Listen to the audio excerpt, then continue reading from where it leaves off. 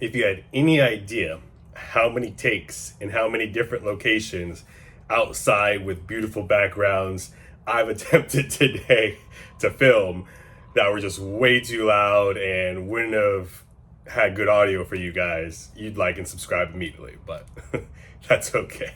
So I apologize. I don't know how many videos over the next month might be just inside here in the apartment, but it's probably for the best. But anyways, today I want to talk about our college degree systems and how that sets us up for the jobs that we're going to have. So I want to talk about a little bit about my experience and how that's tied in, as well as an article today that talks about the jobs going forward and whether or not it seems like our jobs of the future are really going to need college bachelor level degrees going forward. So let's dive into it. So when I graduated college in about, I think, April 2007, I graduated with dual degrees, dual bachelor's degrees in finance and in real estate.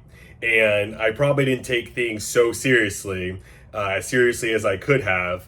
And basically, I've told my story before, but just very quickly had to transition into working in tech as a business analyst, a project manager, product owner, scrum master. Now, some people say these are just finesse of positions, but I guarantee you I was working hard.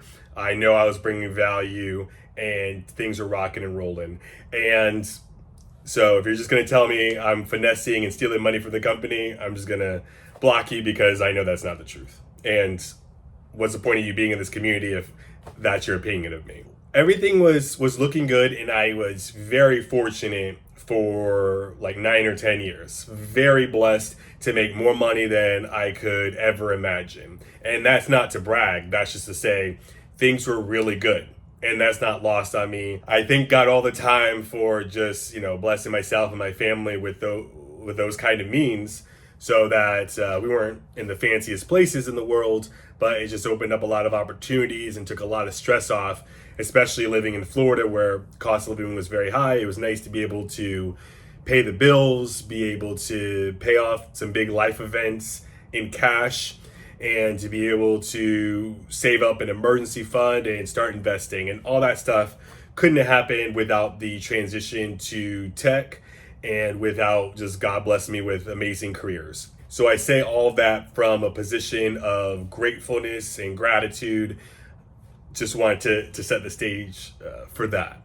So the interesting thing was, even though I had a finance degree and maybe a little bit of, I had one job basically where I did financial analysis for a company, and then I was able to transition into software pretty quick, not doing the coding, but gathering requirements, documenting them, leading teams, making sure things stay on track and organized, and giving presentations, tons of presentations to executive leadership. That's kind of where I fit in with software. So it was interesting though that I didn't need a tech degree, didn't need a computer science degree, didn't need a degree like that to do that.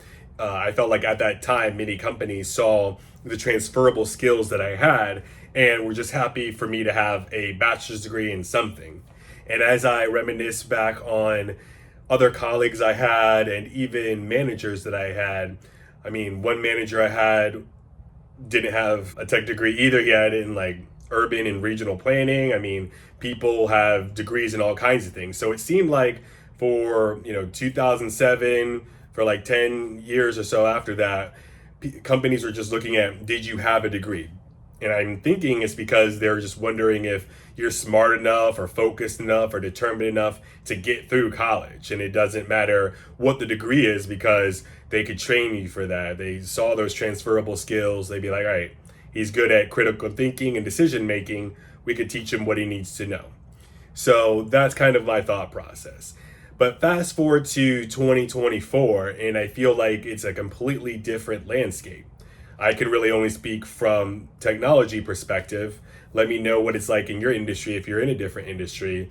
But it seems like on-the-job training might exist, but that doesn't seem to be happening. Actual physical put you in a classroom, teach you about the company culture, shadowing people who are going to be doing the job you're going to be doing, or people who are you're going to be working with in different departments that tie into what you're doing, also seems to be out the window. So it doesn't seem like there's any training going on. 2007, 2008, 2009, companies would train you. So you just got to be someone with a good head on your shoulders and some kind of degree, and you can get the job and get the training you need to be successful.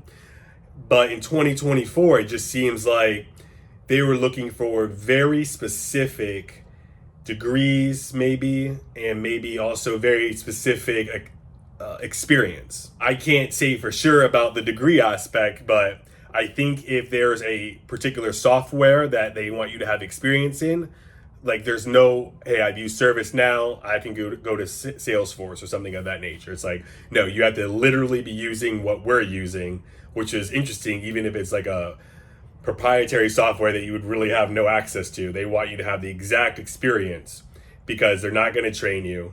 They aren't going to give you the tools you need for success. So it seems like if you haven't literally done that job before, they're not going to give you an opportunity to do this job going forward. That's kind of my experience of having a degree, but still being able to get a really good job, even if it's not a direct correlation to what my degree is in, and kind of how training used to be and how a lot of things have cooled off in 2024. So today's article is going to be about what to expect for the future. And this article is from Bloomberg. And as always, I'm going to link this article down in the description below so you can read the full thing for yourself. I'm just going to mostly talk about the highlights and how it pertains to what we're talking about today. So the headline is U.S. job postings requiring college degree decline in Indeed data. About 1 in 6 U.S. job postings require at least a bachelor's degree, a share that's been declining since the pandemic in data from Indeed Hiring Lab. On the surface, it seems like these companies are just looking for a degree in something. Now, this is saying about 1 in 6 job postings require at least a bachelor's degree, a share that's been declining. So it used to be you got to have a degree in something. Now we're getting to the point where you might not even need a degree. And if you do, it's going to be very rare. And let's see what else this article has to say. See if it gives some reasonings, and then I'll finish up with my thoughts on this. And please feel free as you're watching to leave your thoughts down in the comments below. The article says the share of vacancies requiring a college education fell to 17.6% in October from about 20% in 2019. That represents tens of thousands more jobs potentially available today for the more than 60% of Americans who didn't graduate from university, Indeed said in a report. Facing acute labor shortages during the pandemic recovery, employers sought out workers that may be skilled but lack formal degrees. Major corporations like IBM Corp dropped 4-year degree requirements to attract a larger pool of candidates. As the job market moderated this year, the share of vacancies that don't ask for a secondary degree leveled off, but it stabilized below pre-pandemic levels. The trend has implications for recent college graduates who have had a harder time finding a job that matches their skills and have seen their wages falter. A Federal Reserve Bank of New York analysis showed that more than 4 in 10 recent graduates are underemployed, meaning they're working in jobs that typically do not require a university degree. And the interesting thing there is, I gotta imagine that it's because these organizations are looking to pay people as little as possible. If you don't have a degree, I think there's the assumption that you might not have enough skills and they might not have to pay you as much. So it's one of those things like I have a master's degree, but as I apply, I don't think that I should always put that master's degree, especially if the salary is a little bit low, because I might outprice myself out of the jobs that are available. So with so many people out of work in the US or at least underemployed, where they're doing gig work, they're doing side hustles, they're getting paid less than what they should be getting paid, there's a lot of competition out there. So from a corporate standpoint, why not say, hey, you don't even need a degree. If you're a warm body and we'll give you a chance.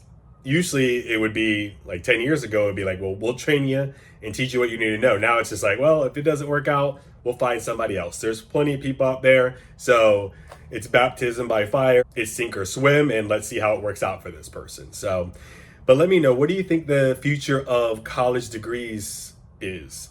Do you think that in 5-10 years, we're gonna no longer have to do degrees? From the previous videos that we made, it seems like a lot of times people are saying the only jobs available right now are trades jobs. So maybe it's just I get certified in HVAC or mechanic or get my CDL.